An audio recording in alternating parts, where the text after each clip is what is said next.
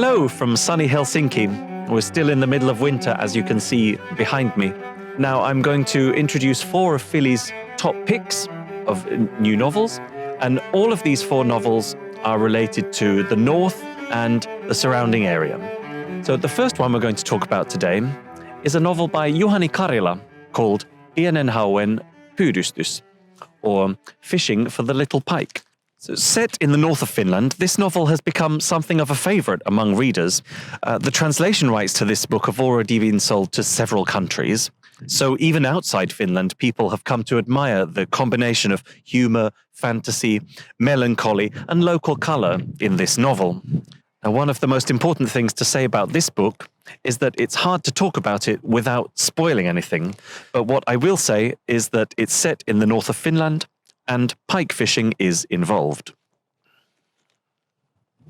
So the next book we have today is in fact non-fiction, and it's called Se tapahtui meille, It Happened to Us, written by Lea and Santeri Pakkanen.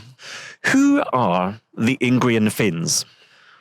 Daughter and father team Lea and Santeri Pakkanen examine the various stages of their own family history in this book. They travel to the shores of the Arctic Ocean, all the way to Yakutia, site of the Siberian gulags, and to Russian Karila, where the surviving Ingrians were able to resettle after the war. Some 30,000 Ingrians have returned from the Soviet Union, as it was then called, or modern-day Russia, to Finland, including the authors of this book. And after so many intervening years, was this really a return, or yet another move into the unknown? Next is a book by Tommi Kinnunen called Defiance, though the title Ei kertonut katovansa literally translates as Showed No Remorse. In 1945, 5 Finnish women are released from a prison camp in Tromsø in the north of Norway. After this, they set off on foot, wandering from the north of Finland all the way back to their homes. However, their trials and tribulations do not end when they're released from the prison camp. The stigma of their collaboration remains with them. Tommi Kinnunen has become a very popular novelist in Finland, and this novel is another strong, powerful, and austere tale of women's lives during the war.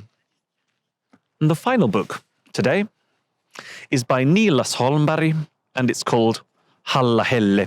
Now, this novel is a real rarity. It's a contemporary Sami novel. The author, Niillas Holmberg, is one of a growing generation of young Sami artists and activists. In this novel, Samu, a priest's son, moves from southern Finland all the way up to the north of Finland, where Sami communities live. A strange force draws him up to Utsjoki, and that force is called Halla, the most prominent Sami artist in Finland, who goes under the pseudonym Halla Helle. And she sends Samu dreams written in poetic form, dreams that he tries to interpret using the works of Freud and Jung. But how much of another culture must we take on board in order to truly understand its symbols?